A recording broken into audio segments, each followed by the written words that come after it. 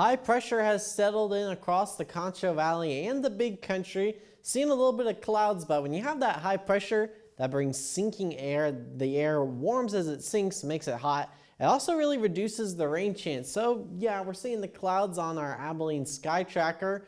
It's not producing any rain though, and other than maybe a stray shower, that's what I'm expecting over the next 7 days. Sitting at 84 degrees at Abilene Regional Airport. It's been warm. We actually haven't seen too many triple-digit days though.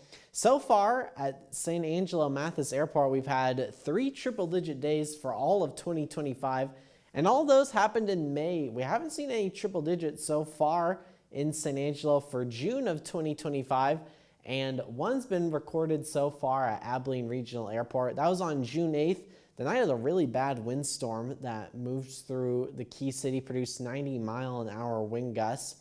So summer hasn't really reared its ugly head too much. Tomorrow is the beginning of astronomical summer. It's the summer solstice, the longest day of the year.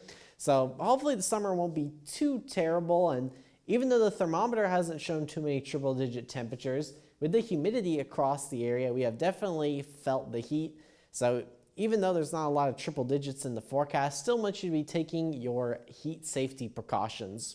No rain to speak of, not just in our area, but across a pretty good portion of the state, other than in far eastern portions of the Lone Star State. We have high pressure in place across West Texas, and that's why you're kind of seeing the rain going around that high pressure. And it's really driven by the heat of the day. So as the sun's setting, that activity is really dying out. Temperatures in the 80s area wide, 88 Snyder, 84 Abilene, and 85 in Big Lake. If you plan on going hiking for your Friday, definitely going to want to be taking that water with you. We'll be waking up in the low to mid 70s, about 75 degrees, 7 a.m. Friday morning. Near that 90-degree mark for your lunch hour, and highs looking to be in the middle 90s. It'll be warm, also fairly breezy. We'll have a small low-pressure system form over the Colorado Rockies. It's not going to have a huge impact on our weather. It will increase the wind speeds, make it a little breezy. Some of those gusts, especially Friday afternoon and Saturday afternoon, could potentially be gusting up to 30 miles an hour. This is timecast paused at 6 p.m. Saturday evening. And you can see some of those gusts could potentially be up to 30 miles an hour. So nothing crazy, just your typical warm and windy West Texas day. Something to keep in mind though if you have any of those outdoor plans.